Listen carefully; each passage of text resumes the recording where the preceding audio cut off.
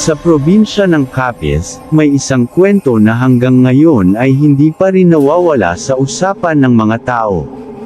Isang kwento na ipinapasa mula sa matatanda hanggang sa kabataan, kwento ng isang ina na sinasabing naging halimaw dahil sa isang kakaibang pangyayari sa ibang bansa. Ang pangalan niya ay Maria Labo. May simple pero masayang buhay si Maria noon.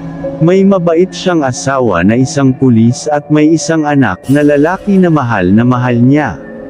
Tahimik ang kanilang pamumuhay, hanggang sa dumating ang pagkakataon na kinailangan niyang mangibang bansa para mas mapabuti ang buhay ng kanyang pamilya. Napunta siya sa England bilang isang kasambahay. Sa una, maayos ang lahat. Mabait ang kanyang amo, hindi siya pinapabayaan at tinatrate siya ng maayos. Bukod sa gawaing bahay, naging tagapag-alaga rin siya ng kanyang amo. Pero may kakaiba. Madalas siyang pinapakain ng kanyang amo ng atay, na kalahating luto. Sa una, tinanggap niya ito dahil wala siyang dahilan para magduda. Hindi niya alam, unti-unti na pala siyang nilalason ng isang lihim na hindi niya kayang ipaliwanag. Hindi niya alam na ang kanyang amo ay hindi ordinaryong tao. Lumipas ang ilang buwan, nagsimulang magbago ang kanyang pakiramdam. Madalas siyang manghina, parang may sakit na hindi niya maintindihan. Dahil dito, napagdesisyonan niyang umuwi na sa Pilipinas para makasama muli ang kanyang pamilya.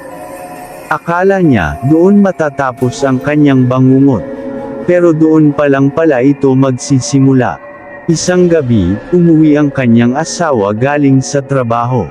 Pagod at gutom, umupo siya sa hapag at tinanong si Maria. "Nasaan ang anak natin?" Ngumiti lang si Maria at sinabing nandoon lang. Hindi agad naintindihan ng kanyang asawa ang ibig niyang sabihin.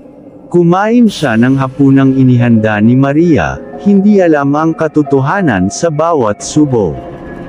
Hanggang sa mapansin niyang wala talaga ang kanilang anak. Doon na siya kinabahan. Binuksan niya ang refrigerator. At doon, bumungad sa kanya ang ulo ng kanilang sariling anak. Sa sandaling iyon, gumuho ang kanyang mundo. Sa sobrang galit at puot, kumuha siya ng itak at sinugod si Maria. Tinaga niya ito sa mukha, dahilan para magkaroon ito ng malalim na sugat sa mukha. Doon nagsimula ang alamat. Simula noon,